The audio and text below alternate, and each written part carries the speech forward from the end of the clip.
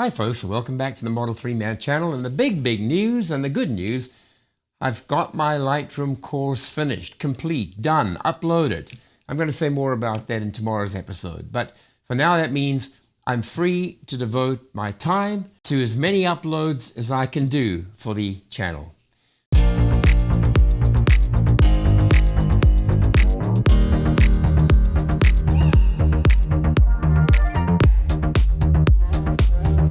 So today we're continuing with the series of Tesla apps for your phone that can be used and hopefully can be useful. You know that up to now we've had some pretty positive reviews. I've had the Tesla official app, and then we've had Watchler for Tesla. We've had Tesla Mirror. So there've been a few of them. Today's the turn of one called Plus for Tesla, or Tesla Plus. So the first thing that happens is that when you open it up, you need to log in with your Tesla credentials, not an account with this app or this company, but with your Tesla credentials.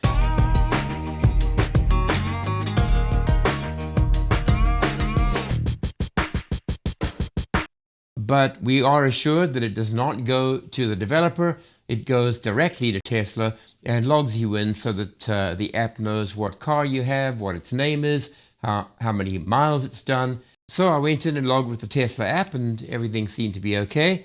And that got me to the interface. Now, let me say just a few things generally about it, because my overriding impression is that the app feels dated. The interface is fairly basic, primitive, and old style. That doesn't mean it doesn't have features. Number two, it was somewhat buggy. I have to say this. I've got an iPhone 12 Pro Max. I always keep up with the latest updates, but there were weird things that happened. For example, I was in one section of it and then the app just crashed out. Well, I had to go back in again, but I had to log into Tesla again because it had lost that connection. Sometimes the information page is halfway off the side of the screen, and I have to pull the page in to get it to sit in the middle. There's another weird thing that happens. Let me go to camper mode. Push to the right, I'm suddenly in settings. Push back again, I'm back in camper mode. But the icons on the bottom don't reflect which particular widget I'm in at the time. So, is it buggy? It is. Is it old style? It is. Does it have any redeeming merits? Yeah, it does. It does. There is a feature in here which I really like, and it's the one that allows you to schedule what you'd like to do with your car. Now, look, I know if you're in the car and you go into the settings, you can schedule what you'd like the car to do and when you'd like it to do it, so that it wakes up in the morning and heats itself at, let's say, 6 o'clock. But we cannot do that from the Tesla app on our phones. So if I'm lying in bed and I'm thinking, the one thing I didn't do was schedule my car climate for tomorrow morning's trip. At the moment, I got to get up, get outside, jump in the car, set it up, get back into bed. Completely spoils the sleepy frame of mind that I was in. With this, you can actually go into the schedules and you can choose to add a schedule that could be for a single event, a single day, single time. Or you could repeat it, and you can actually tap on the days that you want it to repeat. So it could be Monday, Wednesday, Thursday, or let's say Monday through Friday, but not Saturday and Sunday. I like that. I do like the ability to do different things on a schedule. Heating it, cooling it, defrosting it, and setting the charge. Charging it by a certain time or starting at a certain time. The neat thing is we can do it from here. Here's the downside.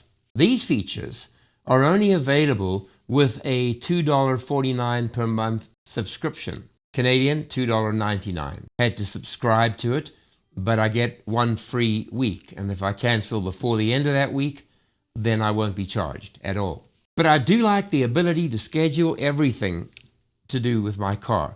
At the bottom, it has it written very nicely. Every day at 11:45, I want Red Dragon to be heated and ready to go. Repeat each week. You have to actually scroll up to get to the bottom so that you can see the Save Schedule button, or the Cancel if you want to go back. So across the bottom, we've got a number of menu categories. The first one is charging with the picture of a battery. So you can set it in 5% increments. So you can set it to 75, 80, 85. It doesn't allow any in-betweens, but that's fine. You can open your charge port. I didn't see a button that said close it, but you can open your charge port. I tested that. It did work. On the second widget, we've got controls like honk the horn, flash the lights, lock the doors, unlock the doors, or start the vehicle for keyless driving. The next widget, climate. So while you're in your home, you can go and tap climate, turn it on.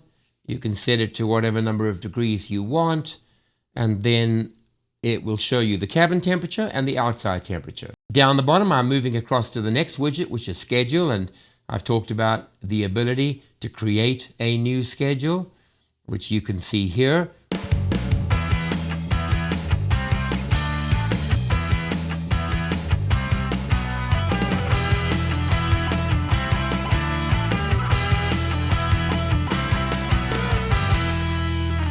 The next icon is camper mode. I don't know that many of us go camping with our Model 3s, but perhaps in the Model X or the Model Y, you have a bit more space, and camper mode is available here. You can set it to on, you can set the temperature, and you can lock or unlock the doors.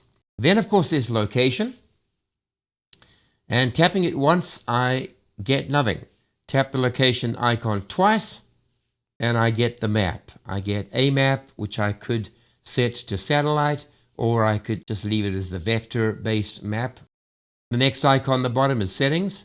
I can log out, but then I'll have to log back in again. The odometer shows up, the name of the vehicle shows up, VIN number, the version of software that I'm on. Finally, the last one, feedback. I found a bug. Well, where do I start? I found quite a few bugs. How do I? And this app is not working, and all of them go to the developer email. And then you can just put in what you'd like to tell him. That's really it. So it is free unless you want the important stuff. So if you want the ability to schedule, you do need to pay a monthly subscription. On balance, what would my verdict be? Very sadly, at this point, a thumbs down. The bugs and the interface glitches and the sometimes crashes, there's not a lot of extra. I really like the scheduling. I do like that. There's no reason Tesla could not have built that into its app, its official app. I'm sure they will. They do keep upgrading it. But the scheduling is something you pay for. So if you're happy to pay $249 a month, US, go ahead and do it. Hats off to the developer, because you know what? If somebody takes the trouble to make something an add-on, added value, so that we can enjoy our cars or control our cars in a greater way, I take my hat off to that person. Tomorrow we're going to be looking at the big daddy of the apps, and that is Stats. I know Trevor Page likes that app. I think it's his favorite Tesla app, and we'll take a look at everything that it can do and see whether it's worth the pretty hefty price tag, but at least it's not subscription-based, it's a one-off. So we'll get into that tomorrow. Thank you once again for all of your support of the channel. Cheers for now. See you tomorrow.